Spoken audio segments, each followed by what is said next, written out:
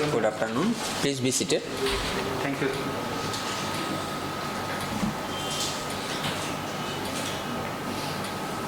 Brohit Yes, sir. Rabha, please give your introduction.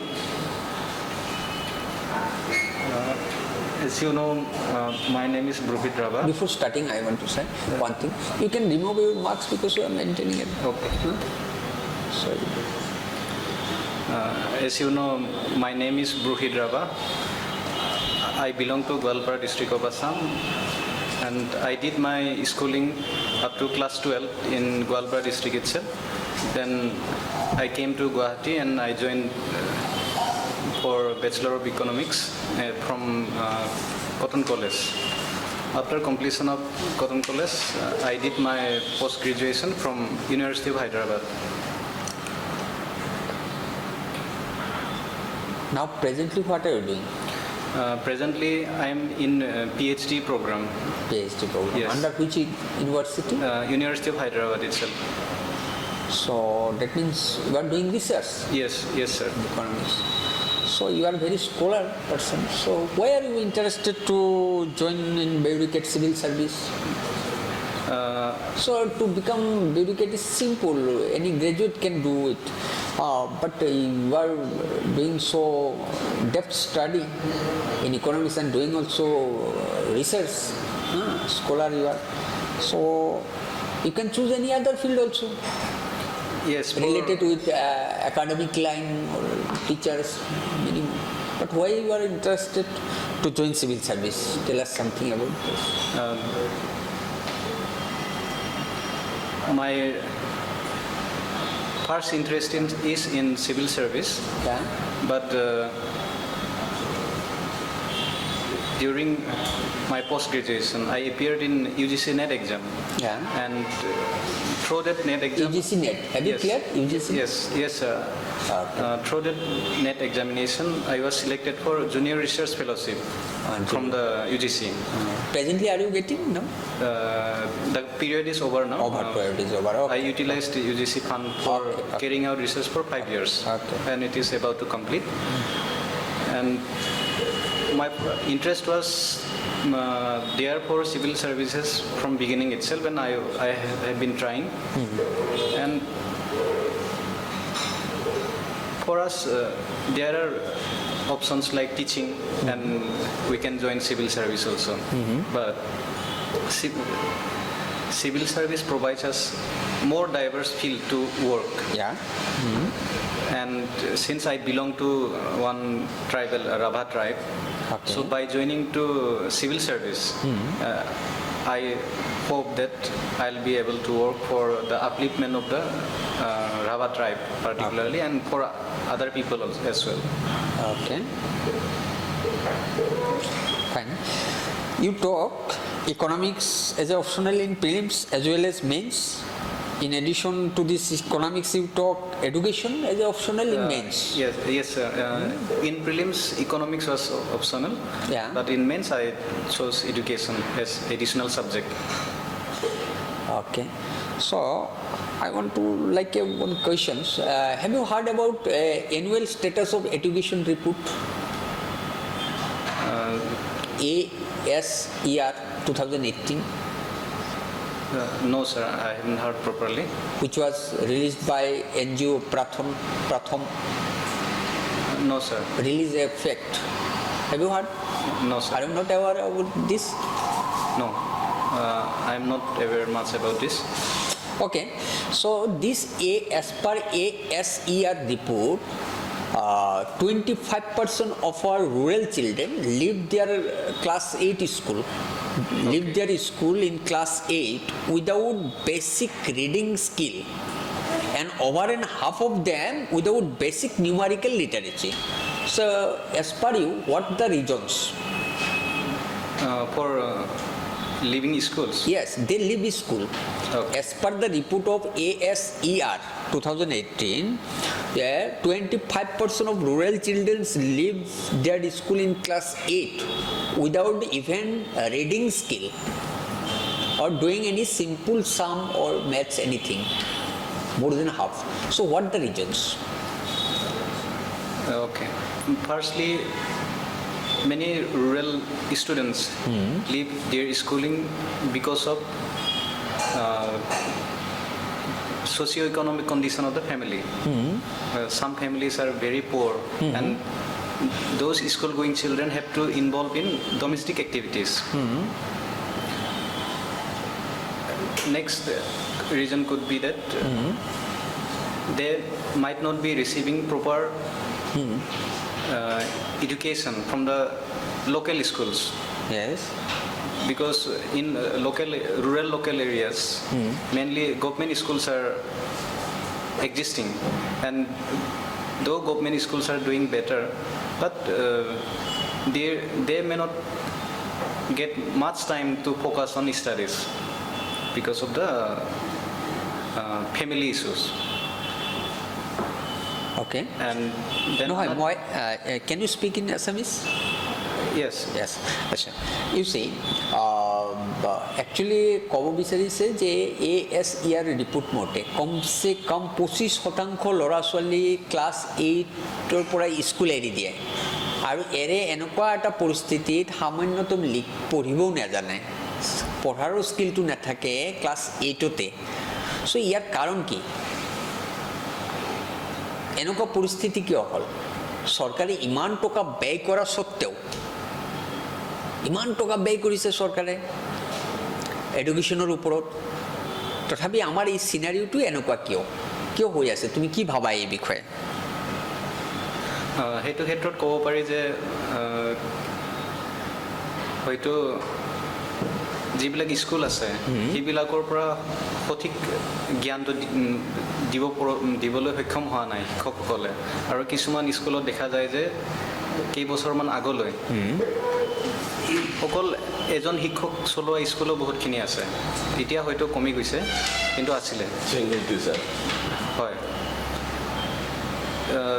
যিহেতু বেছিকৈ single teacher school পোৱা যায় প্ৰাইমাৰী লেভেলত, এজন শিক্ষকে প্ৰাইমাৰী স্কুলৰ 4টা বা 5টা শ্ৰেণীলৈ ইমান শিক্ষাদান কৰিব নোৱাৰে। তাত যদি কমকৈ শিক্ষা গ্ৰহণ কৰি আহে, পিছৰ লেভেলত আকৌ গোটেইখিনি শিকাটো টান হৈ পৰিব।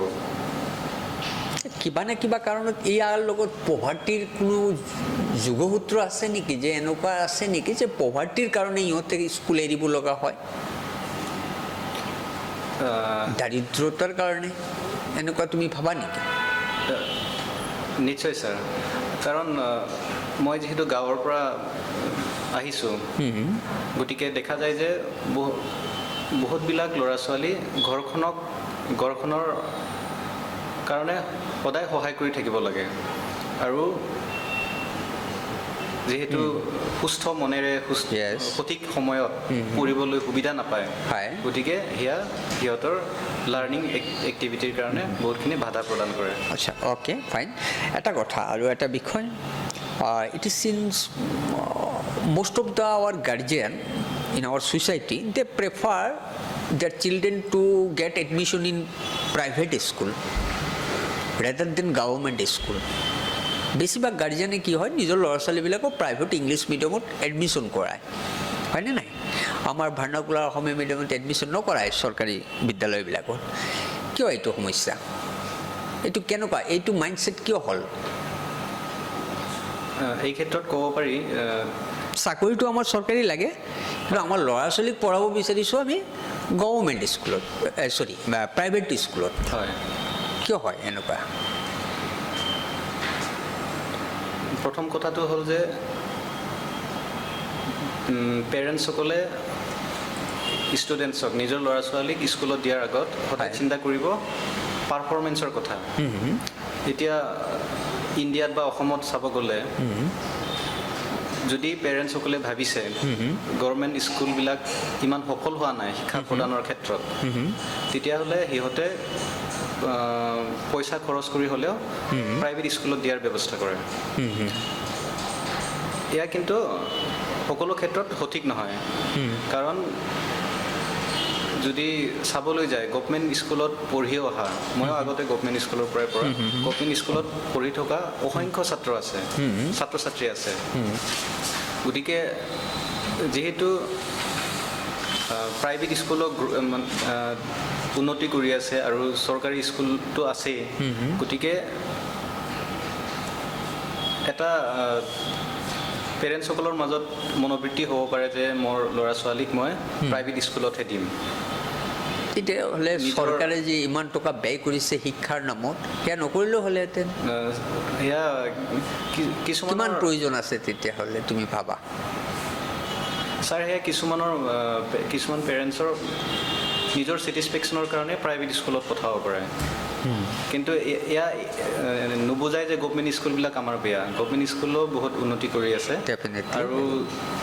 আৰু যদি কিবা ধৰা সমস্যা চলি আছে গভমেণ্ট স্কুলৰ ক্ষেত্ৰত তেনেহ'লে চৰকাৰে অলৰেডি বহুতখিনি কাম কৰি আগুৱাই গৈ আছে আৰু এটা উদাহৰণ উল্লেখ কৰিব পাৰি নিউ দিল্লীত এই গভমেণ্ট স্কুলবিলাক বহুত উন্নত আৰু তাত বেছিভাগ পেৰেণ্টছে গভমেণ্ট স্কুলত দিয়ে আৰু সেয়া মই নিশ্চয়কৈ দেখিছোঁ আগতে ডেফিনেটলি আমাৰ অসমত ইয়াক তুমি উন্নতি কৰিবৰ কাৰণে তুমি কি মেজাৰ্ছ দিবা চৰকাৰী বিদ্যালয় হয় চৰকাৰী বিদ্যালয়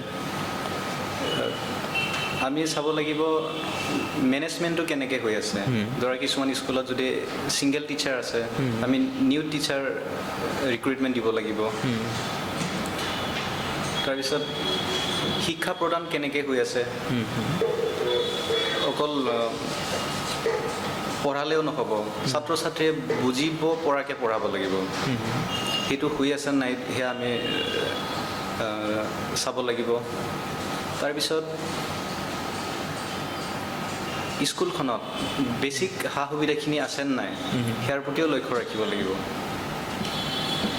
অ'কে ফাইন ছাৰ তাকে যিখিনি ভালে হেৰি কৰিছে বা হেৰি আপুনি কৈছে যে দিল্লীৰ এক্সাম্পল দিছে দিল্লীত in Delhi actually government schools performance is very good হয় sir but in Assam it is not so' not up to the mark হয় সেইকাৰণে আমাৰ এতিয়া মানে হৈছে কি নহয় মানুহ আমাৰ গাৰ্জেনবিলাকে দুখীয়া মানুহেও মানে হৈছে কি মানে কোনোমতে মানে হেৰি কৰি ল'ৰা ছোৱালীক প্ৰাইভেট স্কুলত দিব বিচাৰে হেৰিকে হয় গতিকে মই অৱশ্যে নিজেও মই এডুকেশ্যনত আছিলোঁ মই গতিকে প্ৰব্লেমবিলাক বুজি পাওঁ যে এটা হৈছিল কি আমাৰ মানে হৈছে টিচাৰ ৰিক্ৰুটমেণ্ট যিটো মানে মেথড সেই মেথডতো আমাৰ কিছুমান নহয় মানে হৈছে হেৰি আছিল মানে ডিফেক্ট আছিল নাও ইট ইজ টেটটোতো গম পাইছে টিচাৰ্ছ ইলিজিবিলিটি টেষ্ট সেইটো হ'ল ইণ্ডিয়াত একে যেতিয়াবা ৰাইট টু এডুকেশ্যন এক্ট হ'ল তেতিয়াবা টেট আহি গ'ল আৰু এতিয়া এই টেটৰ যিখিনি মানে হৈছে কি টিচাৰ সেইখিনি ভাল হেৰি আহিছে কোৱালিটি গতিকে আমাৰ ইম্প্ৰুভমেণ্ট হ'ব আৰু এইটো অৱশ্যে ঠিকেই কৈছে যে আমাৰ ৰুৰেল এৰিয়াত বিশেষকৈ মানে হৈছে কি নহয় পভাৰ্টি ছ'চিঅ' ইকনমিক কণ্ডিশ্যন বুলি কৈছে সেইটো মানে হৈছে ল'ৰা ছোৱালীৰ মানে বাৰ্ডেন আহে কিছুমান মানে হৈছে ল'ৰা ছোৱালী কিছু পঢ়ি পিছত মানে হৈছে সেই ফেমিলিটোৰ মাক বাপেক ধৰক কামত গুচি যায় সেই ল'ৰা ছোৱালীবিলাক ৰাখিব লগা হয় তেনেকৈ মানে হৈছে এতিয়া পঢ়াটো মানে ড্ৰপ আউট হৈ যায় চাৰিটো আৰু এটা মই মানে মোৰ নিজৰ মই এটা ভাবোঁ যে সৰ্বশিক্ষাই যি ধৰণৰ এটা ৰিভলিউশ্যন এটা আনি দিছিল যে আমাৰ মানে যিটো ইউনিভাৰ্চেল যিটো হেৰি এলিমেণ্টাৰী এডুকেশ্যন UEE সেইটোত মানে হৈছে আমাৰ এনৰলমেণ্টটো বঢ়াব লাগে আৰু গভৰ্ণমেণ্টে যথেষ্ট সুবিধা দিছে যিটো মিড ডে মিল এইবিলাকো খোৱাৰ হেৰি দিছে আৰু বৰ্তমান চৰকাৰে কৈছে যে মানে ইভেন মানে হৈছে কি ব্ৰেকফাষ্টো দিব হয় ছাৰ সেইটো যি নহওক মানে এনৰলমেণ্টটো মানে আমি বঢ়াব লাগে আৰু সৰ্বশিক্ষাৰ কাৰণে যথেষ্ট এনৰলমেণ্ট বাঢ়িছে still we have out of school children সেইটো হয় ছাৰ কিন্তু মানে এটাত হয় কি যে আমাৰ যিটো এলিমেণ্টাৰী ষ্টেজলৈকে মানে হৈছে পৰীক্ষাবিলাক যে পাতে পৰীক্ষাত মানে হৈছে ফেইল নহয় পাছ মানে হৈছে কি মানে ক্লাছ প্ৰমোশ্যনটো মানে হৈ যায় অট'মেটিক হয় ছাৰ সেই এটা আমি ভাবোঁ যে মানে হৈছে কি টেষ্ট মানে হৈছে এছেছমেণ্টটো নহয় আৰু এছেছমেণ্টটো যদি ফ্ৰিকুৱেণ্টলি যদি হয়, যেনে আপুনি কৈছে যে এডুকেশ্যন দিয়াৰো অলপ কিবা যিটো পদ্ধতিত গৈছে সেইটোতো কিবা এটা ডিফেক্ট আছে। গতিকে ফ্ৰিকুৱেণ্টলি যদি এছেছমেণ্ট যদি হয়, তেতিয়াহ'লে মানে হৈছে কি নহয়, ল'ৰা ছোৱালীক বুজা যাব যে সিহঁতৰ কিমানখিনি মানে আছে লাৰ্ণিং, কিমানখিনি শিক্ষা ইয়াতো। গতিকে সেইটো আৰু এনেই মই বাকী কথাবিলাক আমাৰ যিখিনি অসমৰ বিশেষকৈ যিখিনি ট্ৰাইবেল আছে মানুহ আছে, তেওঁলোকে ফুটবলৰ প্ৰতি বৰ ইণ্টাৰেষ্ট। হয় ছাৰ। আপুনি ইয়াত লিখিছে যে আপোনাৰ ফুটবল মই ভাল পাওঁ। হয়। আমাৰ ইণ্ডিয়াৰ দুজনমান মানে ভাল প্লেয়াৰৰ নাম কওকচোন বাৰু, প্ৰেজেণ্ট আৰু পাষ্ট, ভাল নাম কৰা নেশ্যনেল লেভেল ইণ্ডিয়াৰ।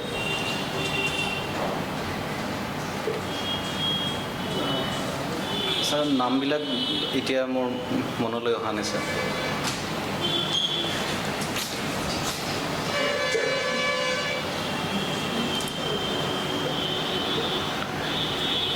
আমাৰ ইণ্ডিয়াটো বা ৱৰ্ল্ডৰ কওকচোন, বেলেগ কাণ্ট্ৰি হ'লেও হ'ব। ৱৰ্ল্ডৰটো ৰনাল্ডোৰ কথা জানো, মানে ৰনাল্ডোক ভাল পাওঁ খেলবিলাক। কোন দেশৰ মানুহ? পৰ্তুগাল। আৰু এজন আছে ভাল প্লেয়াৰ এতিয়া, ফুল নামটো মই ক'ব নোৱাৰিম বাৰু এতিয়া। মেছিৰ খেলো। Lionel Messi. হয় ছাৰ। আচ্ছা আচ্ছা। কিন্তু আমাৰ ইণ্ডিয়াত মানে ফুটবলটো ইমান ষ্টেণ্ডাৰ্ডলৈকে যাব পৰা নাই, যেনে ইউৰোপীয়ান কাণ্ট্ৰিবিলাক বা আমেৰিকান, চাউথ আমেৰিকান কাণ্ট্ৰিবিলাক যিবিলাক হেৰি কৰে কাটি দিয়ে।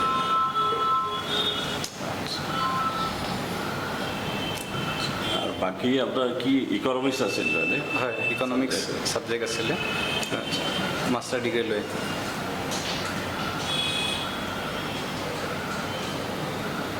এতিয়া আমাৰ অসমত মানে হৈছে কি, মানে হৈছে ইকনমিক প্ৰব্লেম মানে কি, খুব বাৰ্নিং প্ৰব্লেম কি বুলি ভাবে অসমৰ প্ৰেজেণ্ট? ইকনমিক ফালৰ পৰা বাৰ্নিং প্ৰব্লেমটো ক'ব পাৰি পভাৰ্টি। কাৰণ পভাৰ্টি এতিয়াও বহুতখিনি আছে অসমত, দৰিদ্ৰতা। তাৰপিছত ক'ব পাৰি আনএমপ্লয়মেণ্ট বহুত ডাঙৰ। আনএমপ্লয়মেণ্ট, হয়।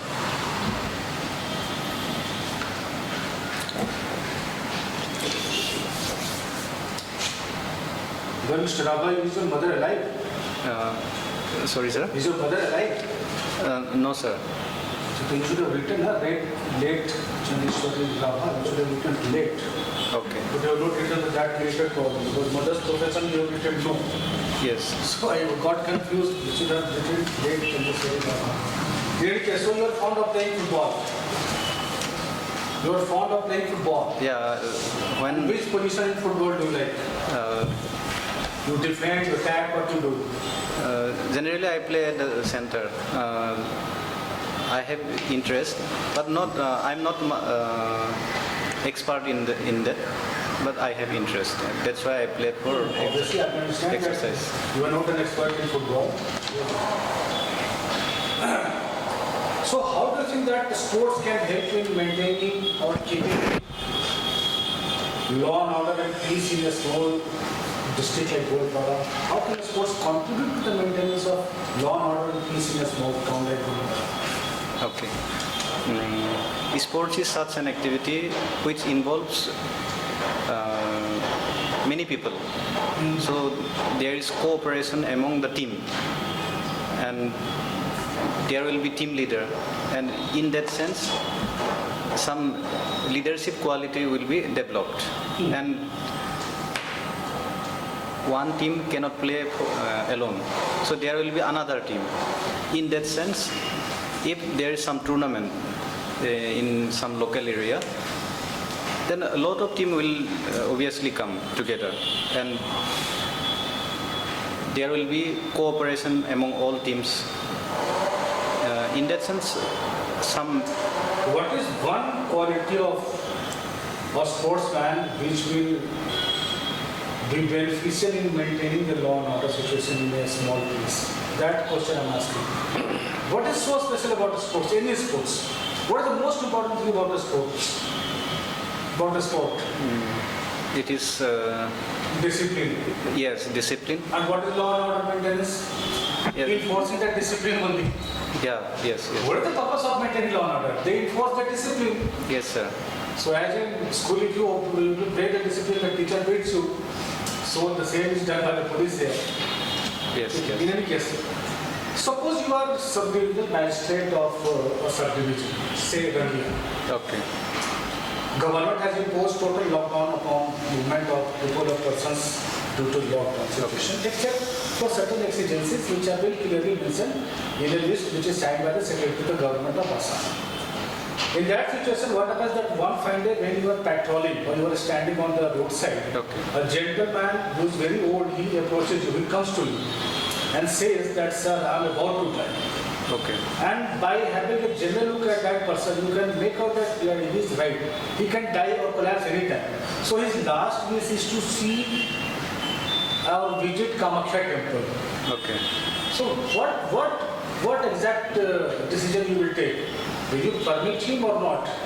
And if you will permit him, why? If you will not permit him, why not?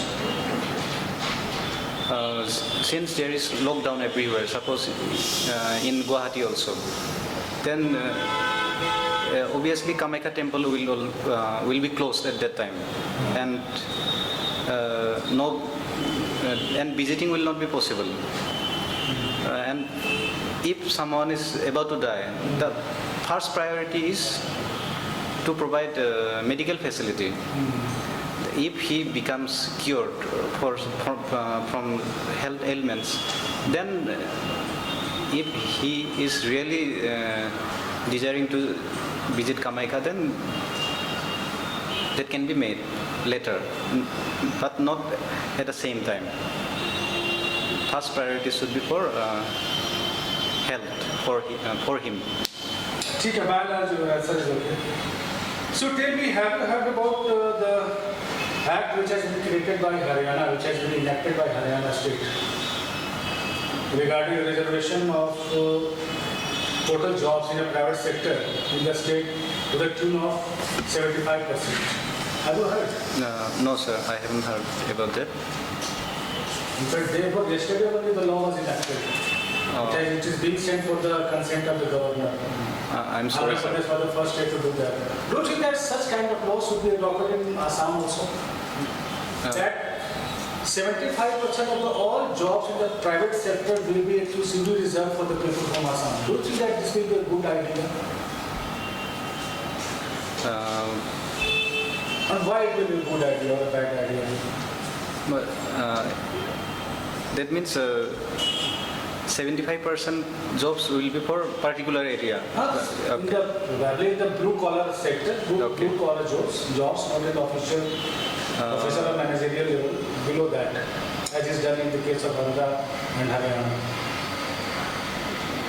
First, it will increase employment opportunities for the people of a particular state. And if employment is provided, then there will be economic development as well from those who are employed in those jobs. But again, we have to think that if 75% is reserved for that area, then there may be lack of expertise, because some people who belong to other states, they also perform very good job. So I want to say that there should be some equality of reservation for state as well, that particular state as well, and for other state as well. Don't you think that it will actually not create any job employment at all? Because who is providing, who is creating the jobs in the private sector? The major industries are creating. Yes. The moment you start your rule, and the moment you try to bring them within the ambit of any such law, they will leave away. Because the people who are coming from outside, Yes. they actually work hard. And the moment the reservation is created to the extent of 75%, Yes. then the people will become cognizant that the company is bound to give them job. So it will actually not create employment. They will not work, they will be employed, but they will not work to the same extent as was being done by the earlier labor from the other states. Yes. Yes. So these type of questions will have to be alert. What will be the contempt power of the High Court or Supreme Court? Contempt power is suppose someone is not abiding the judgment of the court, then the court can punish that particular person or any entity. But then Prashant Bhushan was not supposed to carry out any judgment, yet still he was convicted. There No, are sir. Prashant Bhushan was not supposed to comply with any judgment. But again, and yet he was convicted. So, there are certain conditions for that. I have have you heard about the contempt law? Yes. How many contempts are there in India? No, sir. I'm not aware about that. There is civil contempt and there is a criminal contempt. Yes. Civil contempt is willful disobedience to obey the order and judgment of the court. That is civil disobedience. Civil contempt. And criminal contempt is when you try to scandalize the court. When you try to cast aspersion upon the court or the honorable judges. That is what criminal contempt. Okay. So Prashant Bhushan was sent for criminal contempt. Okay. Okay ব্ৰহিত Yes, Rabha ফেষ্টিভেলৰ বিষয়ে কোৱাচোন কোনোবা এটা Rabha festival ৰাভাসকলৰ এটা প্ৰধান উৎসৱ আছে, এয়া হ'ল বাইখো উৎসৱ। বাইক আৰু বাইখো উৎসৱ জেনেৰেলি জেঠ মাহত পাতে। আৰু এইটো প্ৰি হাৰ্ভেষ্টিং নহয়, এইটো কৃষি আৰম্ভ হোৱাৰ আগতে কৰে। হয় কাক আৰাধনা কৰে ইয়াত বাইখো দেৱীকে আৰাধনা কৰে। বাইক দেৱী কি হয় basically what goddess is indicated by this worship ইয়াত বাইখো দেৱী বুলি হিষ্টৰিকেলি আগৰ পৰাই আছে। ইয়াক goddess of wealth goddess of wealth হয়। Yes. আৰু কোৱা। খক্সি নামেৰেও জনা যায়, খক্সি পূজা। হয় হয় আৰু কোৱা হয় যে যাতে কৃষি ভাল হয় আৰু মানুহৰ বেমাৰ আজাৰবিলাক নাহে, সেইবিলাক গোটেইবিলাকৰ কাৰণে মিলি প্ৰাৰ্থনা কৰা হয়। অ'কে আচ্ছা এটা কথা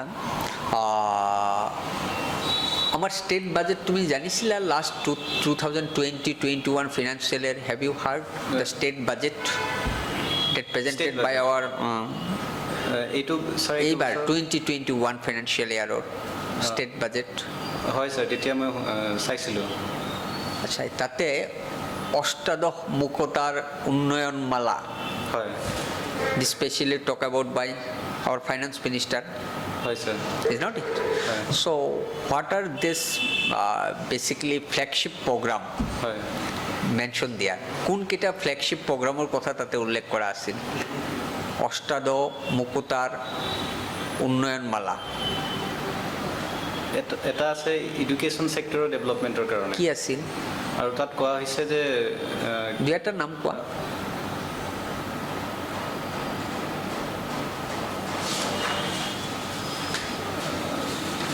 ছাৰ সঠিককৈ টাৰ্মটো মোৰ মনলৈ হয় তাত কোৱা হৈছে ফ্ৰী টেক্সট বুক দিয়া হ'ব ডিগ্ৰীলৈকে, ডিগ্ৰী কৰ্চলৈকে। কোনটো স্কিমৰ আণ্ডাৰত আছে চৰি ছাৰ, স্কিমৰ নামটো সঠিককৈ মোৰ মনলৈ অহা নাই। হয় এটাও মনত নাই তোমাৰ চৰি ছাৰ, এটাও মনত নাই স্কিম এই ফ্লেগশ্বিপ 18টা ফ্লেগশ্বিপ প্ৰগ্ৰামৰ কথা কোৱা হৈছিল এটা মনত নাই তাতে এটা আছিলে নিশ্চয় অভিনন্দন আঁচনিৰ জৰিয়তে অভিনন্দন আঁচনি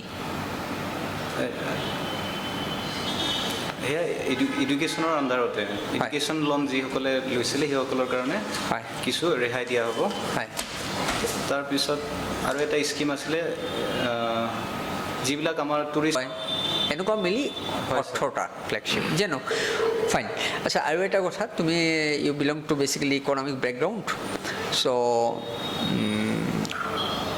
হো কম্পিউট আৱাৰ নেশ্যনেল ইনকাম আমাৰ নেশ্যনেল ইনকাম কোনে কম্পিটিশ্যন কৰে কোনে কম্পিউট কৰে কোনে কম্পাইল কৰে আগতে চেণ্ট্ৰেল ষ্টেটিষ্টিকেল অৰ্গেনাইজেশ্যনে কৰিছিল হয় এতিয়া চেণ্ট্ৰেল ষ্টেটিষ্টিকেল অৰ্গেনাইজেশ্যন আৰু NSSO মাৰ্জ কৰা হ'ল হয় তাৰপিছত এতিয়াৰ নামটো নেশ্যনেল ষ্টেটিষ্টিকেল অৰ্গেনাইজেশ্যন নেকি অ'কে অ'কে সেয়া ফাইন compile কৰে। খবৰ ফাইন অ'কে তোমাৰ ফাৰ্ষ্ট 5-year প্লান হয় what is the model that adopted for first 5-year plan sir ইণ্ডিপেণ্ডেঞ্চৰ পিছৰ first 5-year plan হয় definitely after independence সেইটো হেৰ'ডমৰ ইকনমিক মডেল আছিল কি মডেল আছিল একচুৱেলি হেৰ'ডমৰ মডেলটো কি এইটো what is this model এইটো ইণ্ডাষ্ট্ৰি ছেক্টৰটোৰ ডেভেলপমেণ্টৰ কাৰণে He is asking what is the name of that model. model different model is there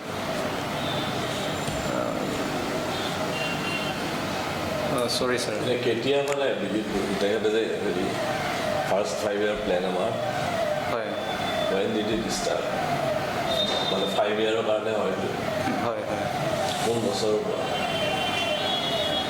1951 to 56 it was actually growth model it was growth model হয় sir okay হেৰ'ডমৰ growth model Growth model. now tell me something about how growth will happen as per Herod-Domar model as per Herod-Domar model how growth is supposed to be happened in a developing country এতিয়া সঠিককৈ মোৰ মডেলটো মনত নাই okay sir আচ্ছা এই মডেলটো আমাৰ এপ্লিকেবিলিটিৰ ওপৰত কিবা সন্দেহ আছে নেকি তুমি ভাবা নেকি সেই ইয়াৰ মানে এইটো এপ্লিকেবল মানে আমাৰ ইণ্ডিয়াৰ কাৰণে এইটো মডেল ফিট আছিল নেকি ফাৰ্ষ্ট 5-year প্লানৰ কাৰণে তেতিয়া ইণ্ডিয়াত বহুতখিনি পভাৰ্টি লেভেল আছিল সেইটো কাৰণে হয়তো চিন্তা কৰা হৈছিল যে ইকনমিক গ্ৰ'থটো বঢ়াব লাগিব সেইকাৰণে হেৰ'ডমৰ মডেলটো বিচৰা হৈছিল কিন্তু তাৰ পিছতো যিহেতু কিছুমান প্ৰব্লেম হয়তো দেখা দিলে সেইকাৰণে ছেকেণ্ড প্লেনত PC Mahalanobis নাম PC Mahalanobis. No, I am not talking about the PC Mahalanobis model. Herod-Domar model, especially I am talking about Herod-Domar model. Okay Whether is there any criticism on this model? এই মডেলটোৰ ওপৰত কিবা ক্ৰিটিচিজিম আছিল নেকি মানে criticise কৰা হৈছিল নেকি যে হয় ছাৰ নিশ্চয় Every model has its criticism. ক্ৰিটিচিজিম আছিলে exactly so how it is criticized এটা ক্ৰিটিচিজিম আছিল যে এই মডেলটো ইণ্ডিয়ান ইকনমিটোক ইমান আগবঢ়াব নোৱাৰিলে কিয় নোৱাৰিব হয়তো actually Model how growth comes as per Herod-Domar তাত কিছুমান ইনভেষ্টমেণ্টৰ কথা কোৱা আছিল especially talk about capital output ratio capital output ratio larger the capital more the output so capital output ratio যিমান কম হ'ব growth ইমান বেছি হ'ব হয় কিন্তু আমাৰ কাণ্ট্ৰিৰ কাৰণে কেপিটেল আউটপুট ৰেচিঅ' কিমান কম হ'ব পাৰে হ'বই নোৱাৰে কেপিটেল পাবৰ কাৰণে আমাৰ ছেভিং প্ৰপেনচিটি ভাল হ'ব লাগিব হয় বাট আফটাৰ ইণ্ডিপেণ্ডেঞ্চ আমি ছেভিংছৰ কথাই চিন্তা কৰিব নোৱাৰোঁ so' when savings form then definitely investment form capital আহিব হয় ছাৰ হয়নে নাই চ' ছেভিং প্ৰপেনচিটি আমাৰ কম in compare with advance countries হয়নে নাই হয় হয় চ' গ্ৰ'থটো অহাৰ সম্ভাৱনা নাই টেকন'লজি আমাৰ কাৰণে বহুত বেয়া আছিল ইনফ্ৰাষ্ট্ৰাকচাৰ বেয়া আছিল হয় চ' অ'কে ফাইন ছাৰে কিবা সুধিলে দিম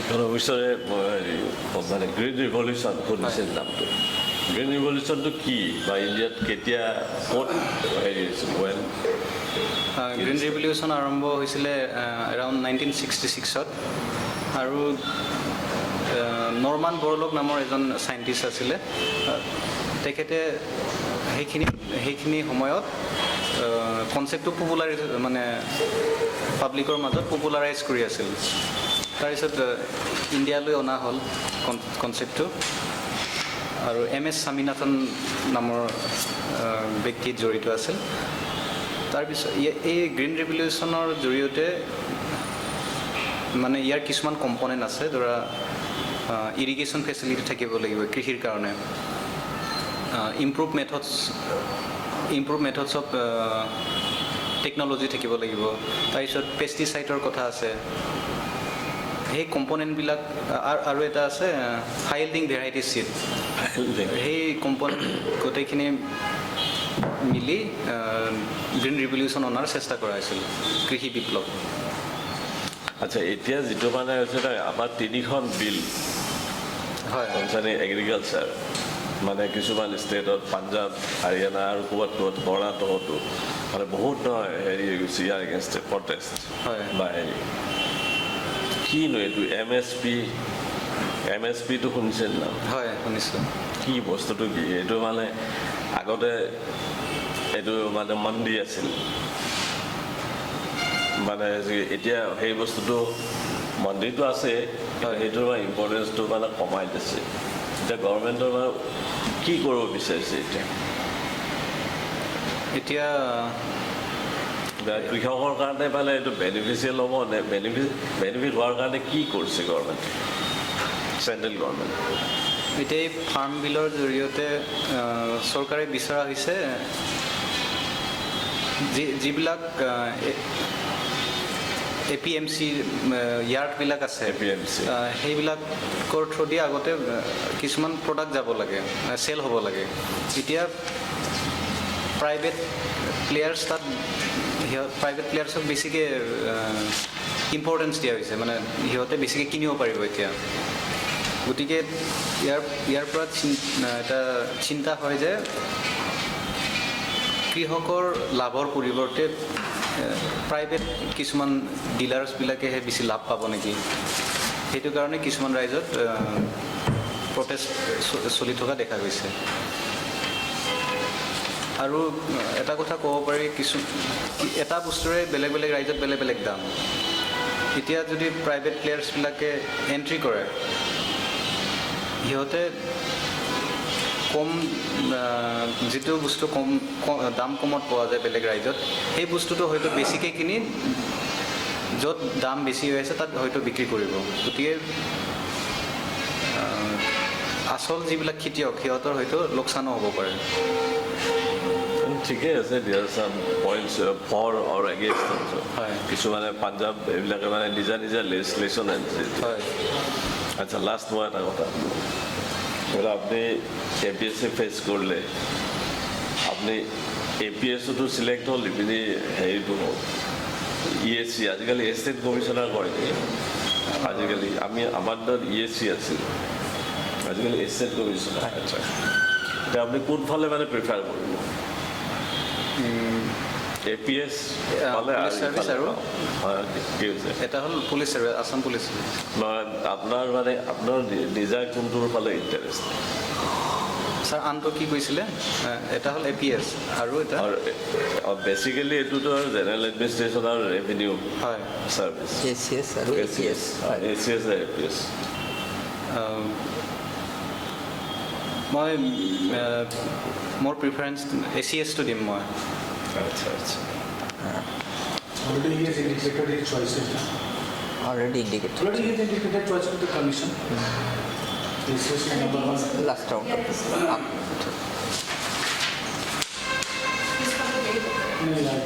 কিছুমানৰ মানে স্পেচিয়েল ইণ্টাৰেষ্ট থাকেতো পুলিচৰ প্ৰতি বা